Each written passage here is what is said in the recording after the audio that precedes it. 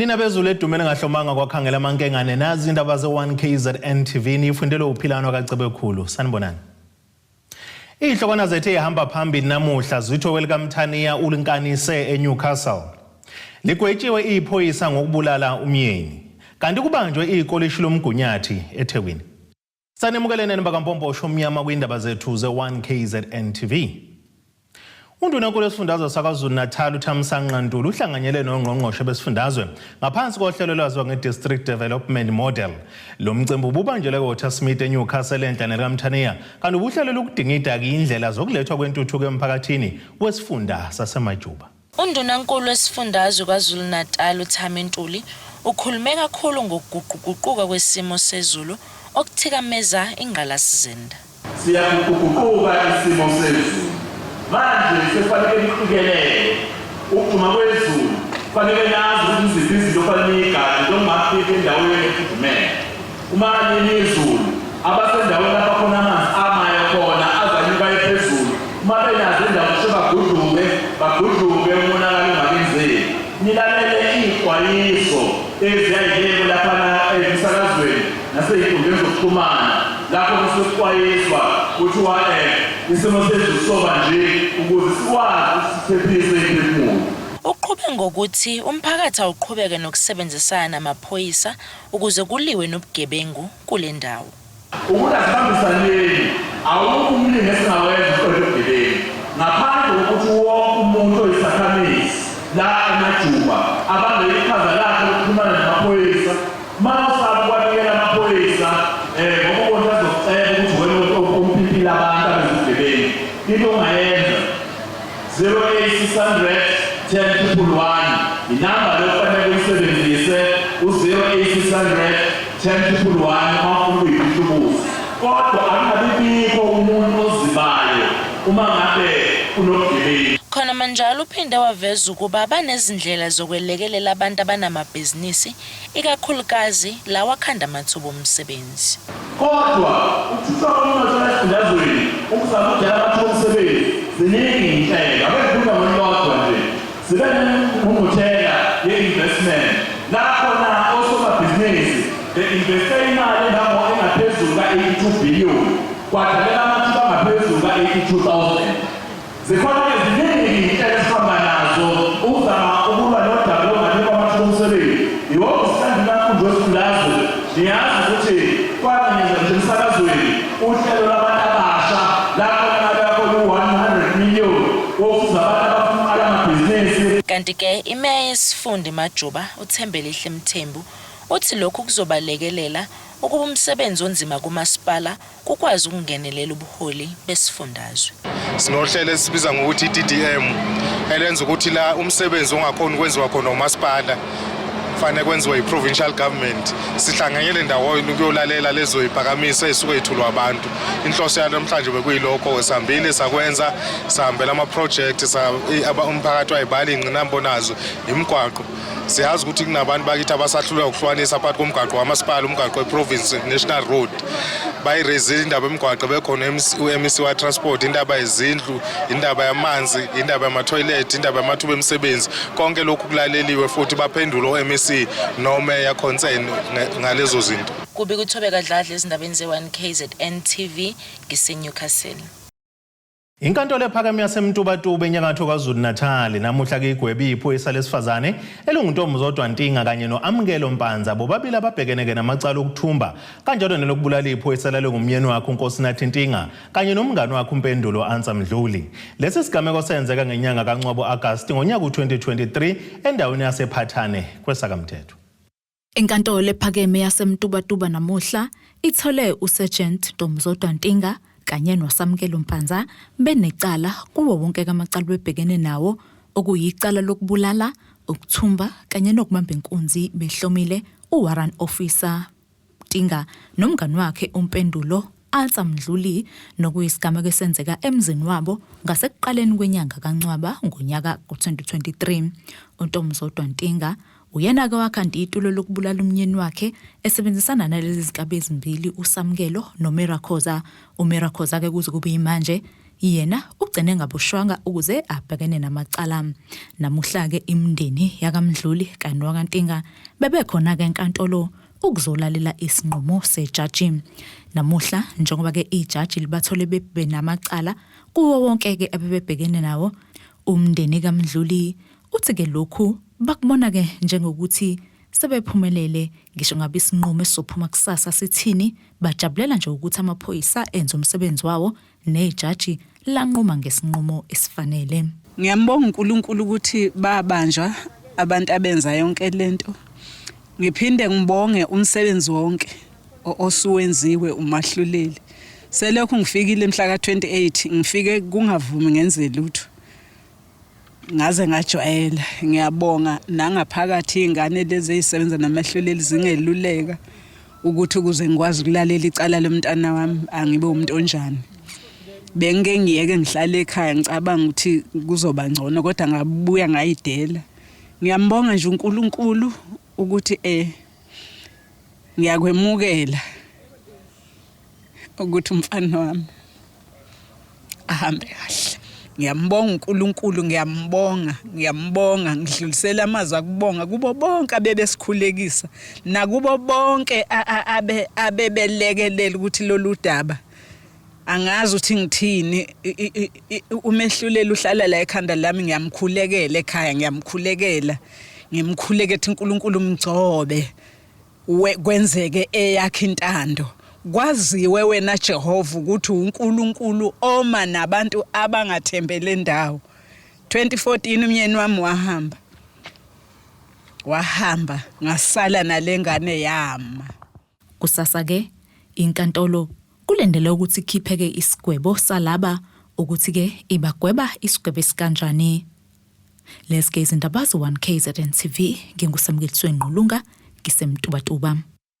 Usekela ngqongqoshe umnyango wemfundo ephakeme kuleli uMimi Gondo uzokalisa ukukhathazeka kuvundulula elinye lamakolishi asebenza ngaphandle kwezicucuko ezifanele. Lo mnyango kanye nenhlaka ezahlukene basemkhankasweni oyinsuku embili okuhlola kwamakolishi athe echithisaka nedolobha laseThekwini KwaZulu-Natal ukuthi ke ngakuba ilandela yini yonke imigomo ebekiwe yokusebenza kwawo. Linikwe isexwayiso layalelwa ukuba lilungise ngokusheshsha izinkinga ikolishi okuthalakale izinkinga ezahlukene okufaka phakathi ukusebenza ngegama lelinye ikolishi nokunye. We are slightly confused because the name that is displayed as you enter this area that we are in is very different from the name that they're operating under. And we've spoken to students and they said when they enter into the contractual agreement, it's with an entity with a totally different name, yet there's another name displayed here.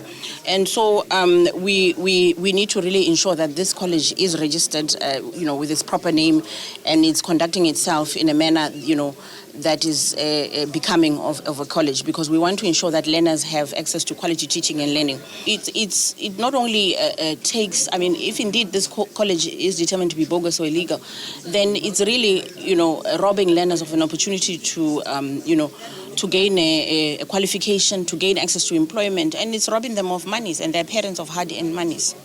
Namuhla umnyango wemfundo ephakeme kuleli kanye nezinhlaka ezahlukene baqhube umkhankaso oyinsuku ezimbili wokugasela ngazelele bani emakolishi athe echithisaka edolobheni iTheku ngenhloso yokuqinisekisa ukuthi ke asemthethweni futhi ke konke okufundwa kuwo kubhalisiwe kanye ke nabasebenzi okungebona abakuleli balapha ngokusemthethweni.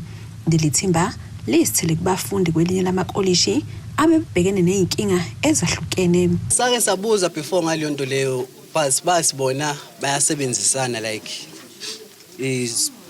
Springville bese kuba ilangeni bayasebenzisana like so isikole lesi sinamasisesha sise Pine Town, right? Masibuza la ukuthi why isikole sise Pine Town bayasho bona ukuthi ibuilding leya ayisekho right for ukuthi ngahlala abantu. The registration manje semasibuka sibona ukuthi lesikole asikho legit. So manje sacela kuyena ukuthi asibuyisele imali zethu athi haya sihambe siye enkantolo sivule icala. So manje sathola ama letter of demand le. Maswathola ama letter of demand should salinda lo 14 days lo lindwayo ukuthi aphephe imali. Akazange ayikhokhe masibuya la wasitshela ukuthi asibuyele ecourt.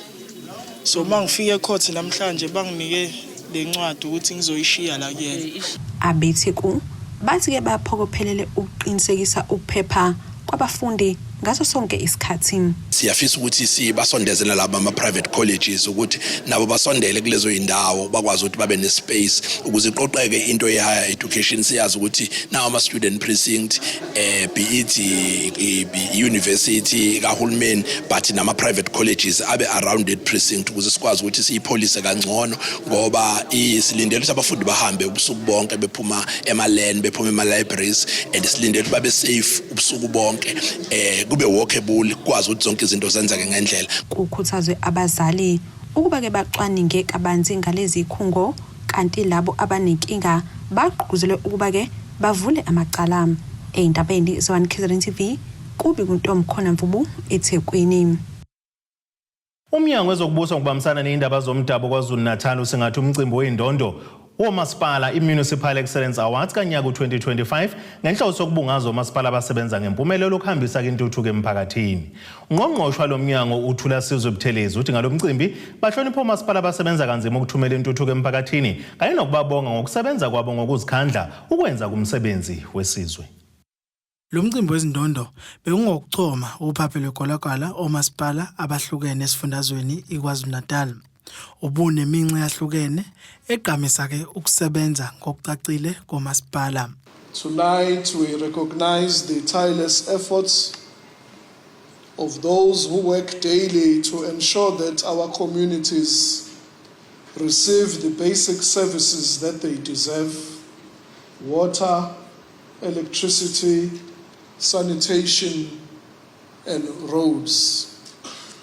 These are not just amenities, but they are the foundation of human dignity and progress. Omasipala abahlukahlukene esifundazweni basine bededelana bekhonyeliswa ngokusebenzela kahle umphakathi lapho kubonala khona kumasipala omhlathuze ukhala ke wemuka nesigidi samarandi ngokuphatha kahle kuhulumeni nokugelezisa intuthuko emphakathini. Undunankulu wesifundazwe KwaZulu-Natal uThami Ntuli ethula inkulumo yakhe ugcizelele ukuthi bekufanele omasipala bekonyeliswe behlonishwe ngemsebenzi yabo. Akekho bakwethu ongayazi lenhlekele esibhekene nayo manje isimo sezulu. Esifika nobuhlungu obukhulu ngoba kuhamba ngisho imphefumulo. Ushabalale konke okuyingqalazinda ongase ucabanga ukuthi ikona okuyisisekelo senqubekela phambili nokwenza isimo sibe ngcono lapha eNingizimu Afrika. Abantu basale bezinkedama bebekade benemizi nje bebemnumzane yemizi.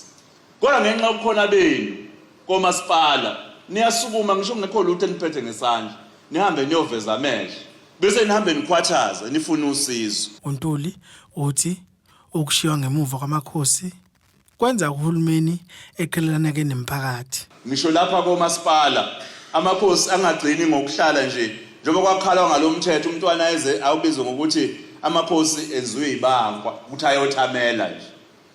Manje ngibona ngazi ukuthi shenge lolu hambo oluhambayo ilona hambo oludinga esilidingayo ngempela. Futhi kuhle ukubambelele emfundisweni lezi zomntwana wakaphinda ngene owayondunankulu kaZulu. Ngoba wayengakwenzela amakhosi epolitiki lokho. Wayekwenzela amakhosi onke. Inhlangano ebhekele ukusebenza kwamasipala iSouth African Local Government Association esifundazweni KwaZulu-Natal ithi ke lo mcimbi ugqugquzela kwamasipala ukuba ke bethumele ngamandla intuthuko emphakathini. To all our municipalities and their leadership, let tonight serve as both an inspiration and a reminder that our work is far from over.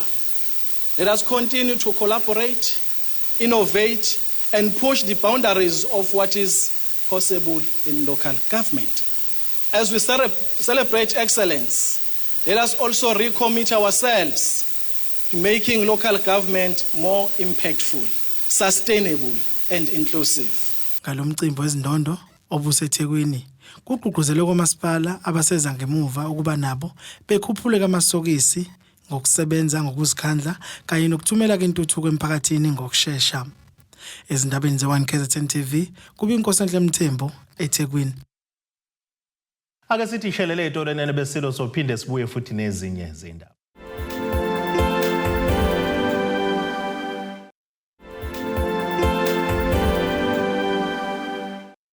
Asibonge siphinde sinamukele futhi kwindaba zethu ze1KZN TV. Nazo ke zona ehamba phambili namuhla. Welcome Mthaniya ulinkanise eNewcastle. Ligwetshiwe iphoyisa ngokubulala umyeni. Kanti kubanjwe ikolishi lomgunyathi eThekwini. Ugwetshwa kwiminyaka engama-30 noNhlanhla waseMthalume olahloka ngamacala kamathathu enkantolo kaManzi yasePort Shepstone ugwino seningizimu nelikaMthaniya.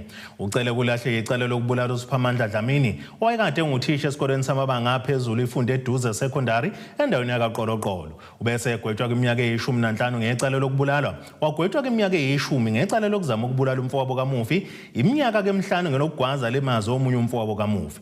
Zonke ke lezi igwebo uzoyidonsa kanye kanye.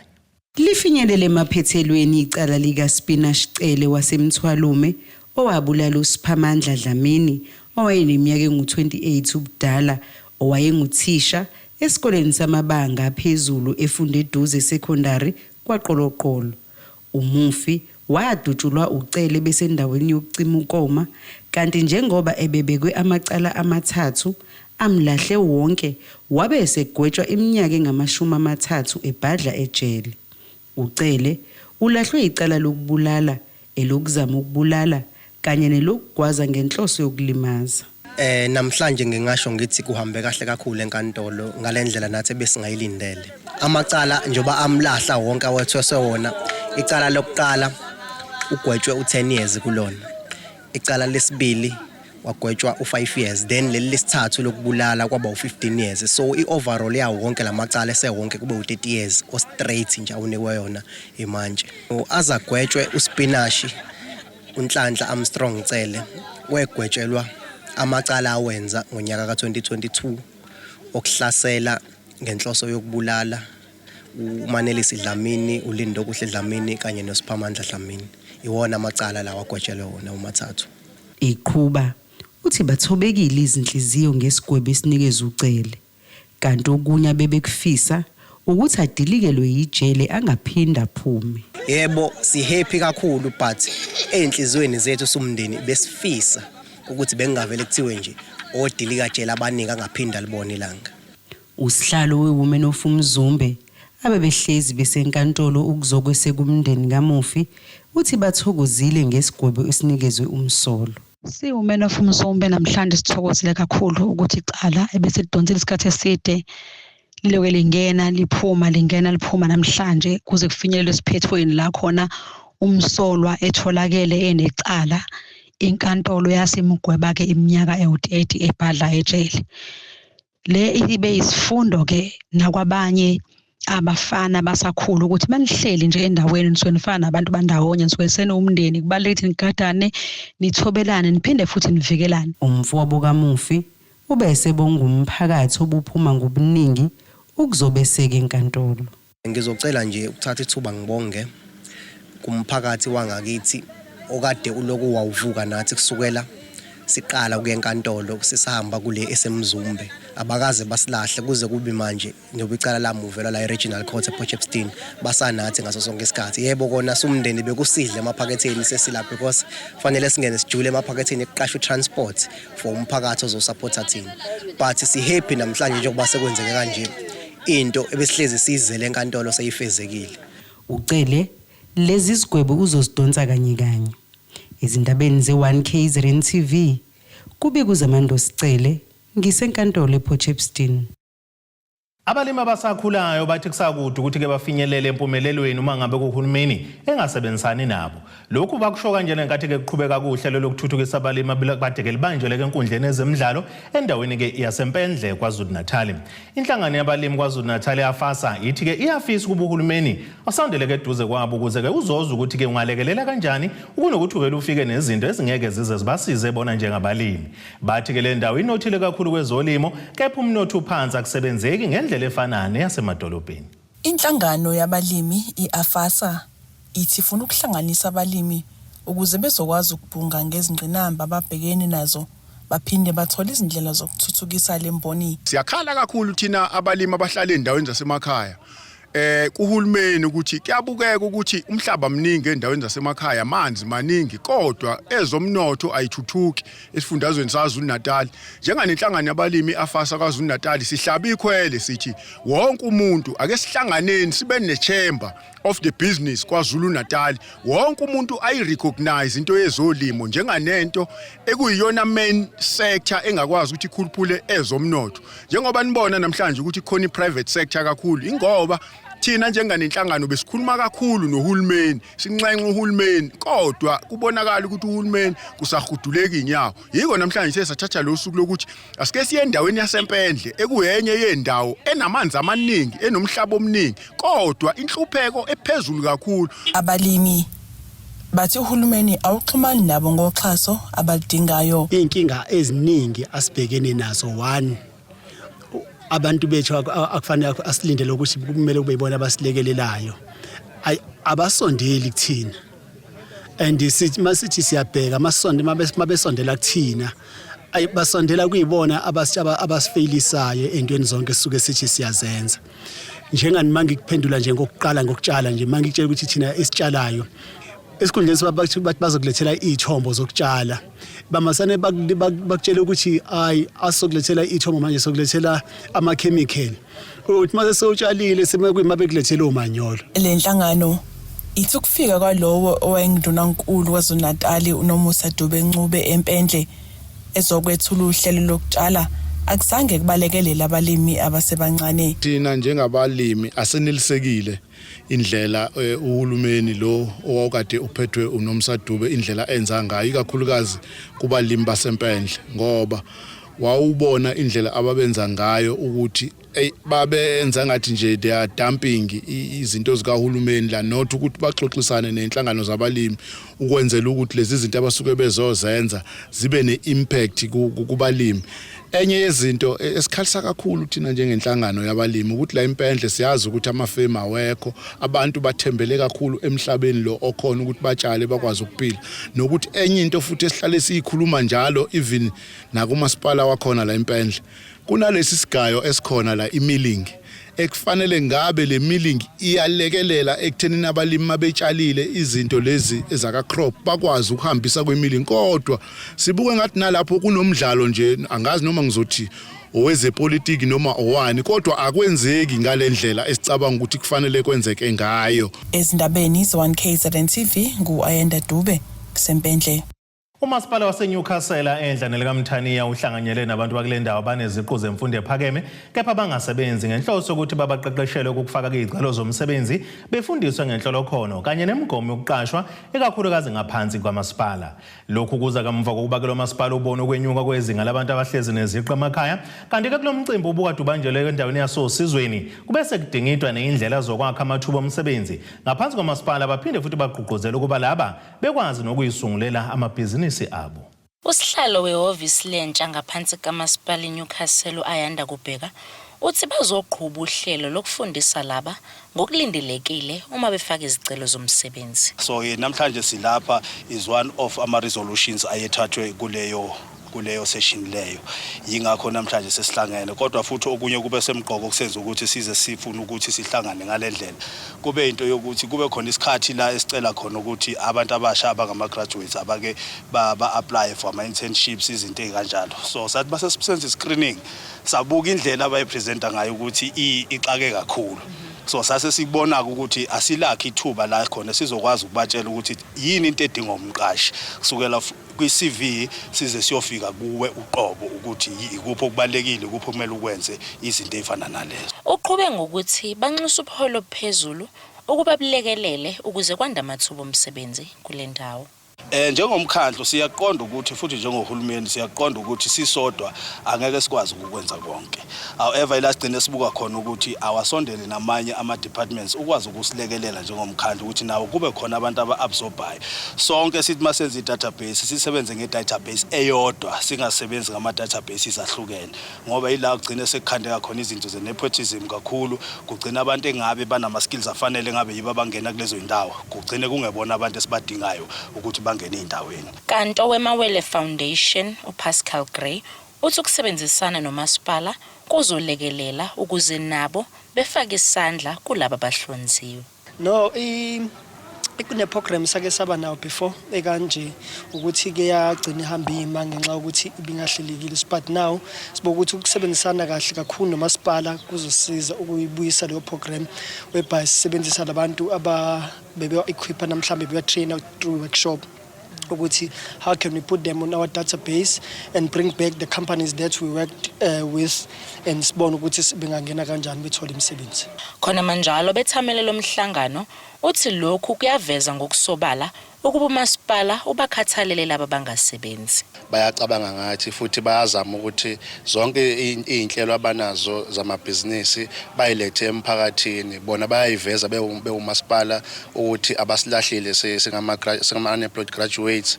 Siyafisa futhi ukuthi nabanye abangezanga lana maliphinda livele uthubele njengalena engathi bangasondela, ngoba njoba sesitholile la umphako siyazi ukuthi kumele silungise ama social media pages wethu ukuthi akhulume ngathi futhi kahle ukuze sizokwazi ukuqasheka. Kubi kuthobeka dladla ezindabeni ze1KZN TV ngisosizweni eNewcastle. Ake siphinde sithi shelele etolo nenebesulo siyabuya nezinye zeindaba.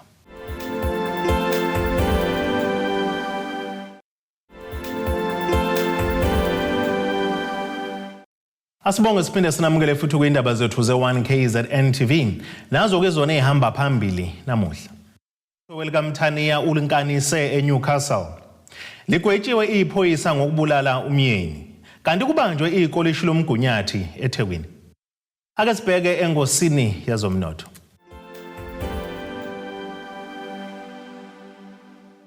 Iranda kuleli ungu-18.24 kwidola laseMelika bengu-23.51 kupondo waseBrithani, libe ngu-19.68 kwi-euro yase-Europe, tenge egolide yona ingu-$3,026.58 ounce, kuthi intengo engahluziwe yona ibe ngu-$73.02 umphongolo. Ake sibheke engosini yazemidlalo. Bafana yehlisa uvalo kubantu baseNingizimu Afrika ngokuqoqa amaphuzu amathathu emidlalweni kaGroup C.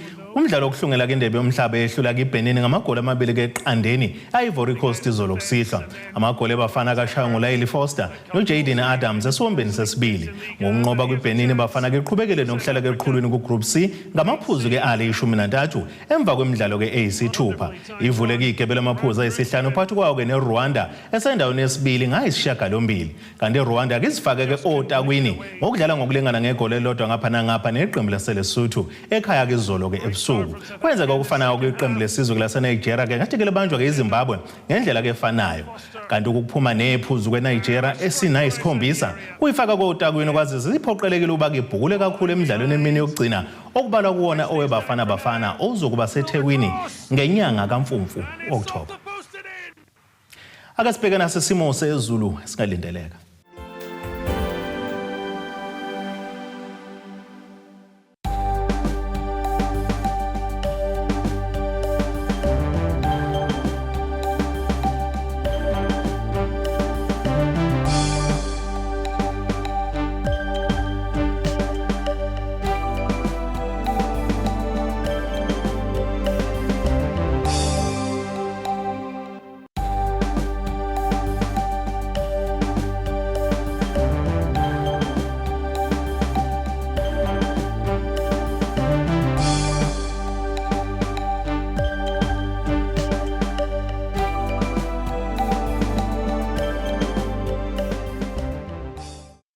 Benyathe emnyama kandaba ejame ngomkhonto phezulu komzimvuba amamponda isaba ukuyehlela kwamzimba umntwana nethimba lonke nje le indaba sithi khumu. Abethuli bethu bezindaba baxhaswe iThulis Bayview Bridal. Ungabashayela kulezi zinombolo ezivelile.